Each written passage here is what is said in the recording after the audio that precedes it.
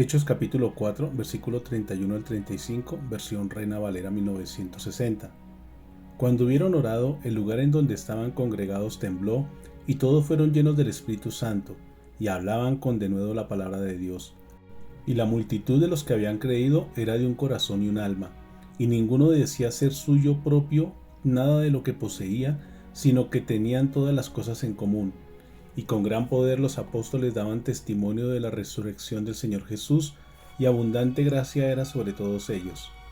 Así que no había entre ellos ningún necesitado, porque todos los que poseían heredades o casas las vendían y traían el precio de lo vendido, y lo ponían a los pies de los apóstoles y repartían a cada uno según su necesidad. Amén. La escritura que acabamos de leer nos habla de los apóstoles Pedro y Juan.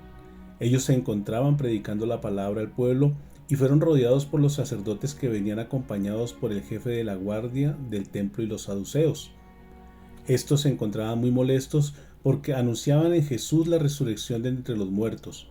Fue tanta la molestia que les hicieron llevar presos, pero esto no fue impedimento para que aproximadamente 5,000 varones escucharan el evangelio y gran parte de ellos creyeron, es decir, se convirtieron. Al día siguiente se reunieron en Jerusalén los gobernantes, los ancianos, los escribas y los sacerdotes Anás, Caifás, Juan y Alejandro, quienes procedieron a interrogarles para preguntarles con qué potestad o autoridad habían sanado a un hombre. Todo este interrogatorio se dio porque Dios había utilizado a Pedro y Juan para sanar a un cojo junto al templo, y esto lo vemos en Hechos capítulo 3. En medio del interrogatorio, Pedro y Juan fueron embestidos de valor y autoridad. Expusieron quién era Jesús y cuál era el propósito de su muerte y resurrección. No pudieron hacerles nada más aún que el hombre cojo que había sido sanado se encontraba en medio de ellos, y la multitud estaba atenta a todo lo que estaba sucediendo. Posteriormente los soltaron, pero antes de irse los amenazaron e intimidaron para que no predicaran más sobre Jesús. Una vez estando en libertad, fueron a los suyos dando voces de júbilo, adoraron y oraron a Dios. Aquí vemos cómo la oración es un arma fundamental de todo creyente. Ellos acudieron a la oración para fortalecerse y encontrar el respaldo de Dios para todo lo que estaba sucediendo. Por eso la oración les permitió ser fortalecidos nuevamente por Dios.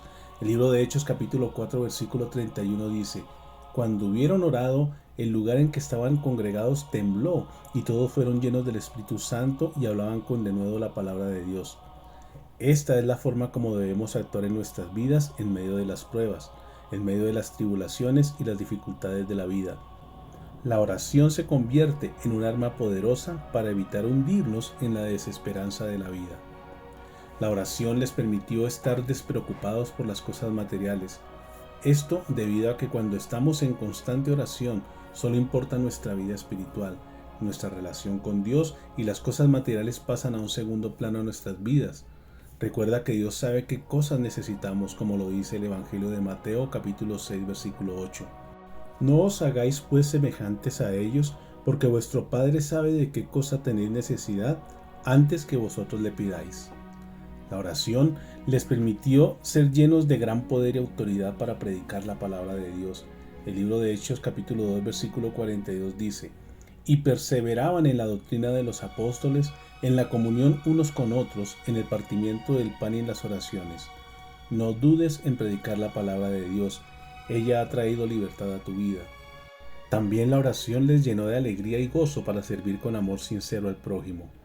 El libro de Romanos capítulo 12 versículo 9 al 13 dice: El amor sea sin fingimiento, aborreced lo malo, seguid lo bueno, amad los unos a los otros con amor fraternal, en cuanto a la honra, prefiriendo los unos a los otros, en lo que requiere diligencia, no perezosos, fervientes en espíritu, sirviendo al Señor, gozosos en la esperanza, sufridos en la tribulación, constantes en la oración, compartiendo para las necesidades de los santos, practicando la hospitalidad. La oración es un arma poderosa en las manos del creyente. Pedro y Juan lo entendían, por eso se enfrentaron a situaciones tan difíciles, pero siempre Dios les respaldó. Recuerda, la oración te acerca más a Dios y te permite entender cuál es el propósito de Dios para tu vida. También evita que tomemos decisiones equivocadas. La oración también nos brinda confianza, trae paz y elimina las preocupaciones. La oración nos permite actuar con sabiduría, y a través de la oración le permitimos a Dios que gobierne nuestras vidas. También la oración nos da protección y cobertura de Dios. Te animo a que oremos en todo tiempo, como lo dice el libro de Jeremías capítulo 29, versículo 12. Entonces me invocaréis y vendréis y oraréis a mí y yo os oiré. Feliz día, Dios les bendiga.